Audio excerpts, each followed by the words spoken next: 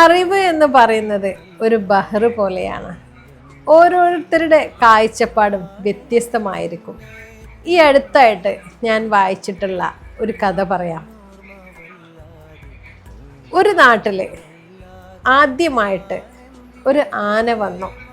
പക്ഷേ ആ നാട്ടിലുള്ളവരൊക്കെ ജന്മന കണ്ണ് കാണാത്തവരായിരുന്നു. അങ്ങനെ ആന എന്തെന്നറിയാത്തവർ ആദ്യമായിട്ട് ഓടിച്ചെന്ന് ആനയെ തൊട്ട് നോക്കി. ആദ്യത്തെ ആള് ആനയെ വന്ന് തൊട്ട് നോക്കിയിട്ട് ആനയുടെ തുമ്പിക്കൈ പിടിച്ചു. എന്നിട്ട് പറഞ്ഞു, ആന എന്ന് പറയുന്നത് ഒരു പാമ്പാണ്. രണ്ടാമത്തെ ആള് വന്നിട്ട് ആനയുടെ ചെവി പിടിച്ചു. എന്നിട്ട് പറഞ്ഞു, നീ പറഞ്ഞത് തെറ്റാണ്, ആന എന്ന് പറയുന്നത് ഒരു മുറം പോലെയാണ്. മൂന്നാമത്തെ ആള് വന്നിട്ട് ആനയുടെ കാല് പിടിച്ചു. എന്നിട്ട് പറഞ്ഞു, നിങ്ങൾക്ക് എല്ലാവർക്കും തെറ്റി, ആന എന്ന് പറയുന്നത് ഒരു തൂണ് പോലെയാണ്. നാലാമത്തെ ആള് വന്നിട്ട് ആനയുടെ വാല് പിടിച്ചു. എന്നിട്ട് പറഞ്ഞു, നിങ്ങളെല്ലാവരും മണ്ടന്മാരാണ്, ആന എന്ന് പറയുന്നത് ഒരു കയറ് മാത്രമാണ്.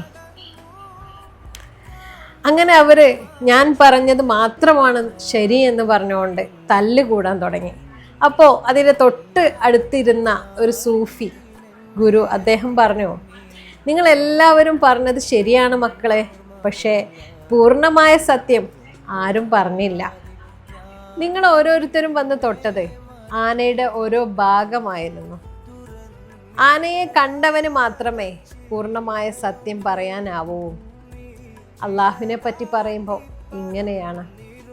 ഓരോരുത്തർക്കും അവരുടെ അനുഭവം മാത്രമേ അവരെ ഉൾക്കൊള്ളൂ. ഒരാൾക്ക് അള്ളാഹു കാരുണ്യവാനാണ്, മറ്റൊരാൾക്ക് അള്ളാഹു ശക്തിയാണ്, വേറൊരാൾക്കോ അള്ളാഹു സ്നേഹമാണ്. എല്ലാം ശരിയാണ്, പക്ഷേ അള്ളാഹു അതിനപ്പുറമാണ്.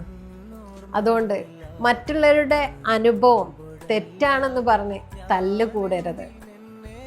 സുബ്ഹാനല്ലാഹ് എന്ന് പറഞ്ഞ് നടന്നോ, അവനറിയാം എല്ലാം.